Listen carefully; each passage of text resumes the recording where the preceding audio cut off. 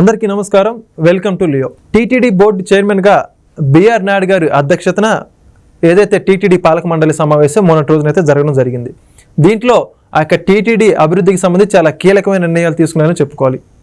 ఏదైతే ఆ యొక్క బిఆర్ నాయుడు గారి సమక్షంలో ధర్మకర్తలు అదేవిధంగా పాలక మండలిలందరూ కూడా కలిసి ఈ యొక్క తిరుమల శ్రీవారి యొక్క దేవాలయం అభివృద్ధికి అదేవిధంగా భక్తులకి మౌలిక సదుపాయాలు కల్పించడంలో వీటన్నిటి గురించి కూడా చర్చించారు.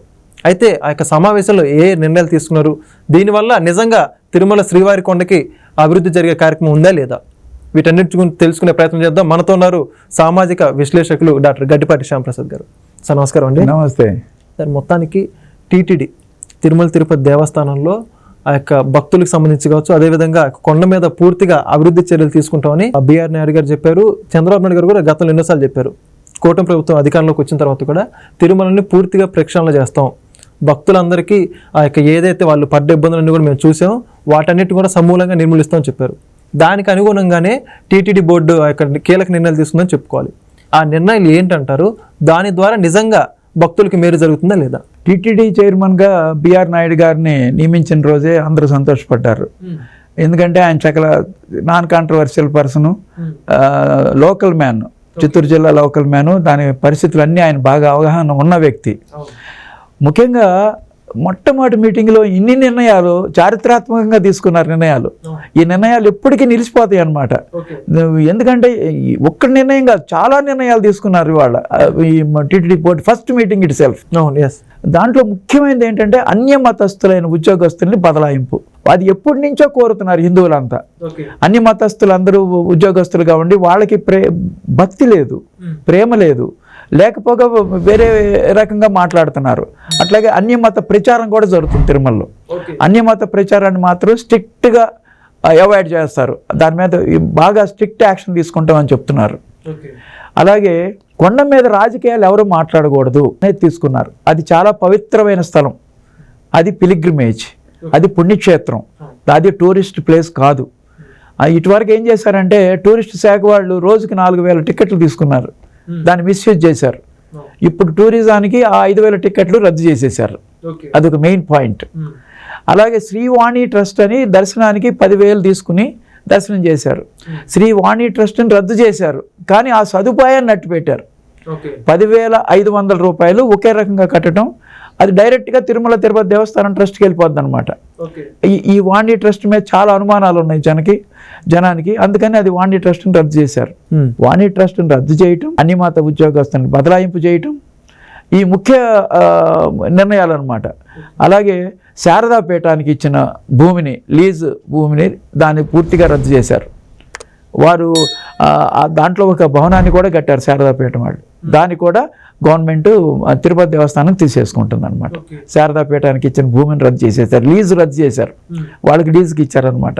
శారదాపీఠం లీజు రద్దు, వాణి ట్రస్ట్ రద్దు చేశారు. ఫెసిలిటీ ఉంటుంది, స్కీమ్ రన్ అవుతుంది.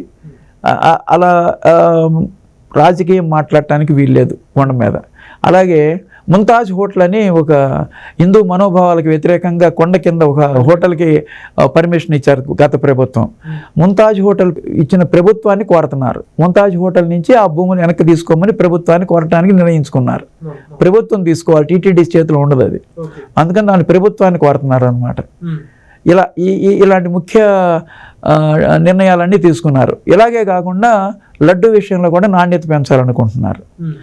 అలాగే లడ్డు తయారు చేసే పోర్టులో కూడా రిపేర్ చేయాల్సి వచ్చిందనమాట. అది వేరే వాళ్ళు స్వచ్ఛంద సంస్థ తోటి చేస్తామంటే వాళ్ళకి ఇచ్చారనమాట.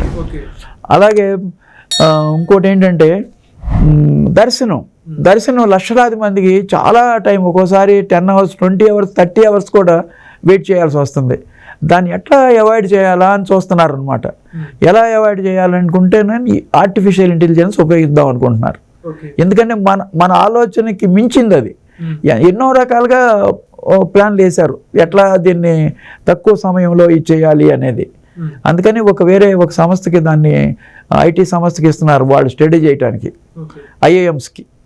వాళ్ళు దాన్ని స్టడీ చేసి ఎంత తక్కువ సమయంలో భగవంతుని దర్శించుకోవాలో వాళ్ళు ప్లాన్ చేస్తారనమాట. అది ఒక ప్లాన్ ఉంది.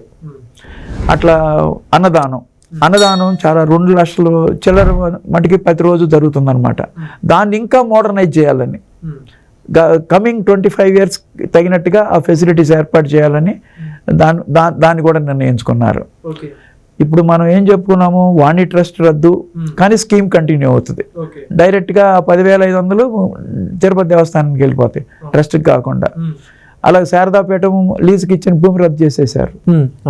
టూరిజం శాఖకి ఇచ్చే టిక్కెట్లు రద్దు చేసేసారు. కొండ మీద రాజకీయాలు మాట్లాడకూడదు, స్ట్రిక్ట్గా ఉంటారు. అలా దర్శనం తొందరగా అయ్యే వెసులుబాటు చేయాలనుకున్నారు. లడ్డు నాణ్యత పెంచాలనుకుంటున్నారు. కింద ముంతాజ్ హోటల్కి ఇచ్చిన భూమిని గవర్నమెంట్కి వెనక్కి తీసుకోమని గవర్నమెంట్ని కోరుతున్నారు. అలా కాకుండా అన్య మతస్థుల్ని ఉద్యోగస్తుల్ని బదలాయింపు, అది ముఖ్యమైనది అనమాట. హిందువులందరూ సంతోషిస్తున్నారు ఇవాళ. ఎన్నిసార్లు ఎన్ని ఉద్యమాలు చేశారు, తిరుపతి దేవస్థానంలో అన్య మతస్థులు ఉండరాదు అనే దాని మీద. ఇది అన్నిటికంటే సంతోషకరమైన విషయం ఇప్పుడు ఈ రోజు తీసుకున్న నిర్ణయాలన్నింటిలోకి వెళ్ళా. అందుకని ఇప్పుడు తిరుపతి ప్రక్షాళన బిఆర్ నాయుడు గారి సారథ్యంలో జరుగుతుందని ఆశిద్దాము. ఈ తీసుకున్న నిర్ణయాలన్నిటికీ ప్రజలందరూ సంతోషిస్తున్నారు అన్నమాట. ఖచ్చితంగా సార్, ఈ యొక్క బిఆర్ నాయుడు అధ్యక్షతన ఏదైతే తిరుమల శ్రీవారి అభివృద్ధి అనేది ముందుకెళ్లాలని, ఆ శ్రీవారే బిఆర్ నాయుడుని పిలిపించుకున్నాను కూడా చాలా మంది చెప్పుకుంటూ ఉన్నారు. నిజంగా అవన్నీ కూడా చూద్దాం రాబోయే రోజులు. థ్యాంక్ యూ సార్, ధన్యవాదాలు. నమస్తే. Please subscribe to Leo news for more videos.